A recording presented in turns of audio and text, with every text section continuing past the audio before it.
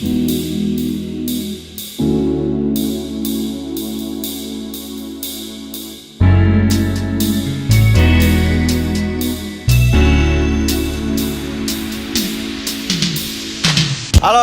selamat pagi.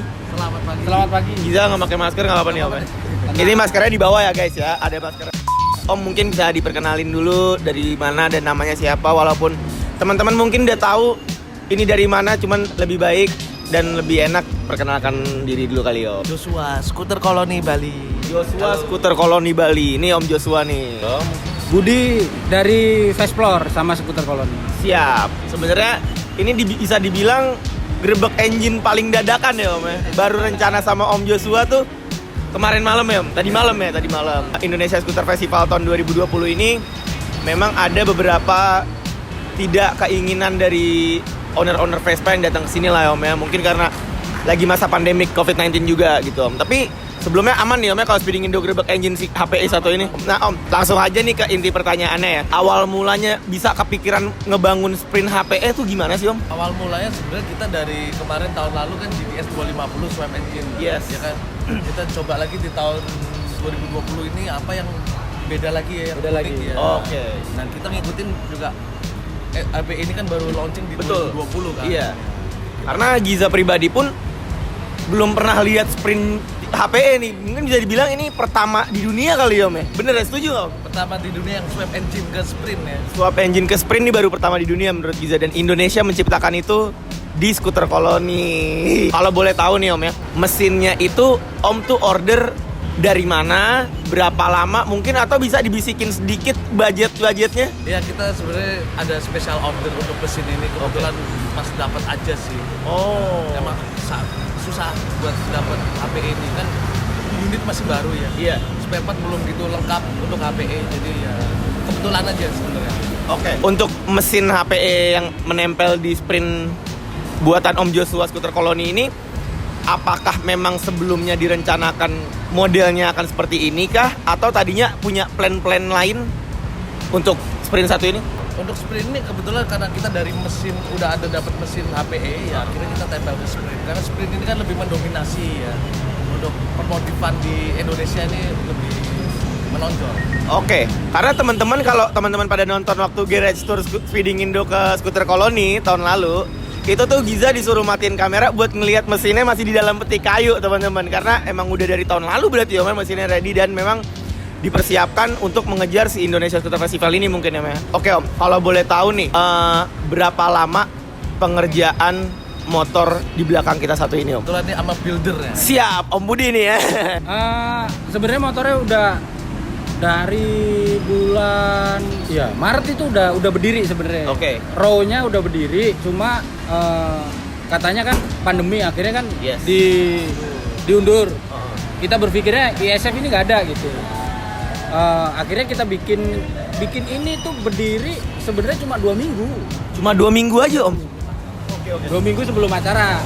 Tapi desainnya udah lama udah ada gitu. Oke. Cuma ya basically pengerjaan emang sekitar 2 minggu. Nih sebenarnya Giza yakin tadi pertanyaan ke Om Joshua kan juga belum dijawab masalah budgeting untuk masalah mesin. Tapi kan itu kan seberkenannya orang ya Om. Cuma mungkin selain itu Giza juga mau nanya, untuk keterlibatan berapa orang sih Om yang ngebangun sprint 1 ini? Buildernya otaknya di dia, Uh-huh. ya, dibantu dengan mekanik-mekanik kita. Dari skuter koloni langsung ya Om ya. Tapi untuk desain seperti ini memang sudah direncanakan dari jauh-jauh hari kah atau? Sebenarnya dari awal kita udah setting untuk HPE pasang ke sini. Iya. Ya. Oh.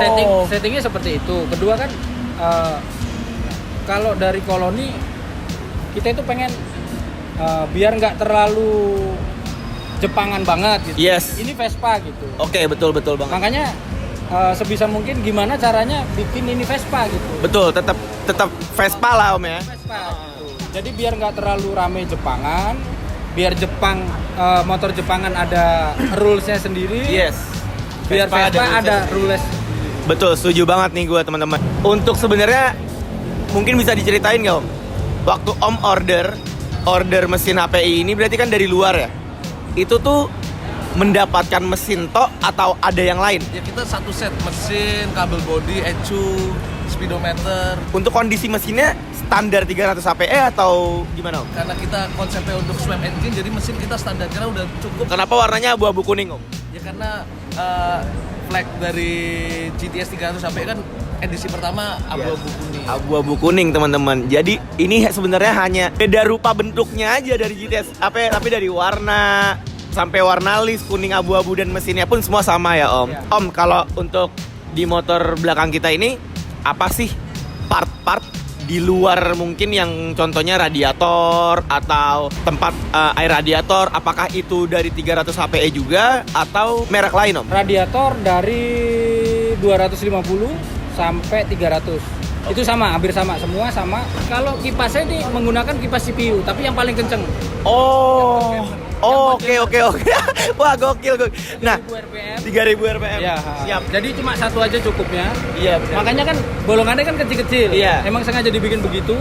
Terus kipasnya kipas CPU yang bener-bener gamer gitu. Teman-teman pakai kipas CPU, teman-teman. Berarti radiatornya kalau HP itu kan kanan kiri ya, Om ya? Ini apakah tetap menggunakan kanan kiri? Tetap sama. Ada dicok-cok nggak sih Om? Kalau boleh tahu, dia akal-akalin untuk menempatkan radiatornya di sprint. Banyak gitu, kali itu banyak. Soalnya kan bodinya kan ini kecil, sedangkan GTS gede. Jadi memang dalamnya itu dipotong-potong. Ruang untuk deck depannya GTS HPE dan Sprint itu kan sangat berbeda Om size-nya kan.